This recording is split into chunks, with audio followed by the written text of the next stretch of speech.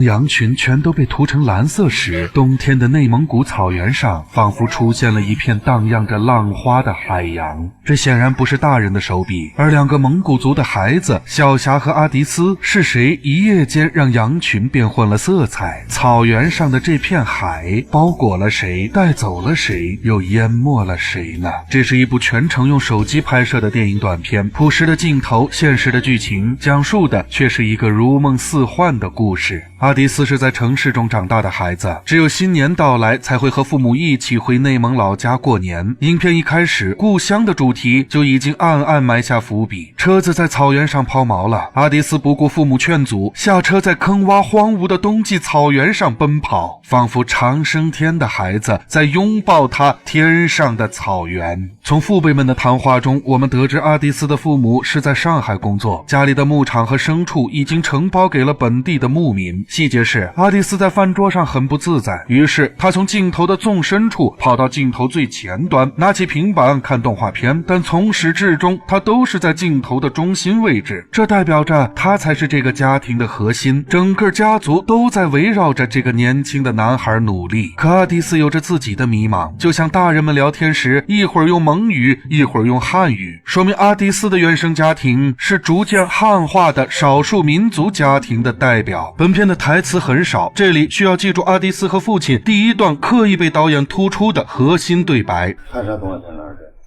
看小羊、肖恩。看假的干啥？爸爸这有真的呢，直接给你拿到上海去。随后在洗澡时，阿迪斯一直在摆弄自己的玩具小船，同样象征着大海中一颗迷失漂泊的童心。小朋友们来找阿迪斯玩，但阿迪斯似乎对在雪地里踢足球的游戏并不那么感兴趣，于是他独自去找给自己家放羊的牧民家里的女孩小霞玩。两人在山头上聊起了大海，阿迪斯说海浪吹起来的时候比对面那座山还高。小霞从未见过大海，自然不相信。阿迪斯继续说着海上的军舰和游轮，但小霞更好奇的是珍珠和贝壳。虽然男生和女生关注的重点不一样，但他们找到了共同语言，那便是对海的向往。回到家里的阿迪斯很开心，因为他交到了朋友。第二段核心对白到了。妈妈，我想把牛赶到上海，可以吗？可以啊，晚上你爸爸来了，咱们一起商量商量，先帮妈妈梳完被子行吗？行。很明显，妈妈是在敷衍阿迪斯，她觉得这只是一个孩子的异想天开，但我们可以隐约感觉到一些奇妙的伏笔了。爸爸说要把羊赶到上海，阿迪斯求妈妈把牛赶到上海，但真正被赶到上海去的又是什么呢？当阿迪斯来到小霞家，小霞去放羊了，所以屋里没人。阿迪斯孤自看着小霞的蒙语课本，把玩着小霞父亲的马头琴和烟丝，并在地图上念着地名。最后他用汉语和蒙语重复着两个地方：上海、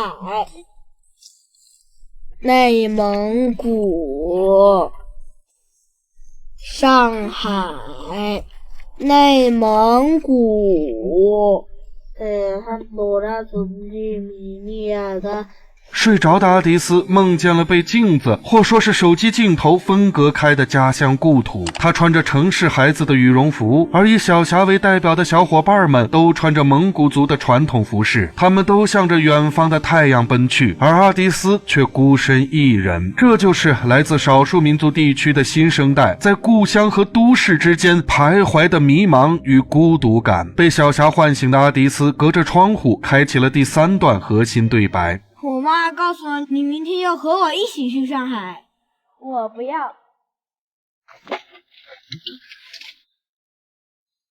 那我能带上饭团吗？当然可以了。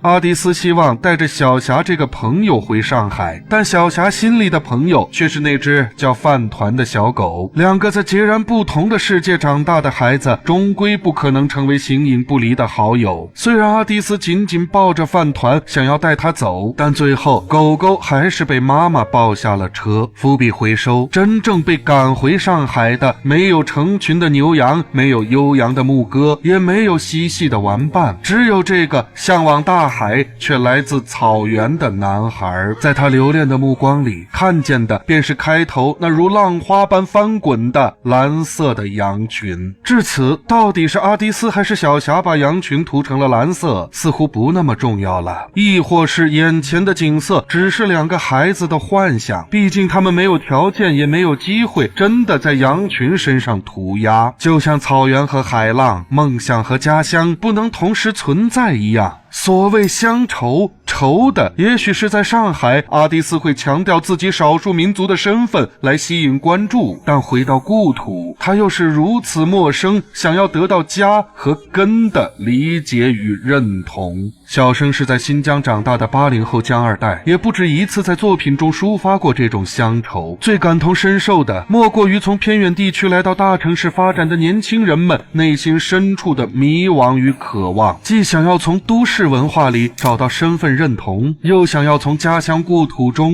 得到归宿。好在科技飞速发展的当下，我们质朴的情愫有了更丰富、更便捷的记录与储存方式。就像短片《草原上有一片海》，正是2024第5届华为影像金鸡手机电影计划的入围作品。现在用一部手机就可以捕捉生活的本色，每一个创作者都可以把自己天马行空的想象用色彩与光影记录，用你的真情实感分享那些值得纪念的回忆与瞬间。除了草原上有一片海，本就喜欢看纪录片的小生还关注了获得第5届华为影像荣誉奖的短片作品《章鱼母亲》。导演黄新池之前是一名水下摄影师，他用极其唯美细腻的镜头详细记录了一只雌性章鱼的生命旅程。小生惊叹于这可是国内首支由华为手机拍摄的海洋题材类纪录片，原来用手机拍摄的电影也可以做到每一帧都能当桌面壁纸了。相比传统摄影设备，手机凭借其轻量便捷的操作特性，拓宽了移动影像边界的同时，也让所有人的创作都成为了可能。最新华为 Mate 70系列搭载红枫原色影像系统，感光面积进一步升级，4800万像素超聚光微距长焦摄像头，无论远方夜景还是近处细节都能清晰对焦。业界首发的红枫原色摄像头搭载150万多光谱通道，能够捕获图像级丰富的环境光谱信息，带来准确的色彩还原，配合超大进光量，定格清晰画面，一拍成片，记录真实所见。2025年第6届华为影像金鸡手机电影计划继续起航，如果你也有电影梦，现在就可以来实现它了。想关注更多获奖作品，就在评论区获取播放链接吧。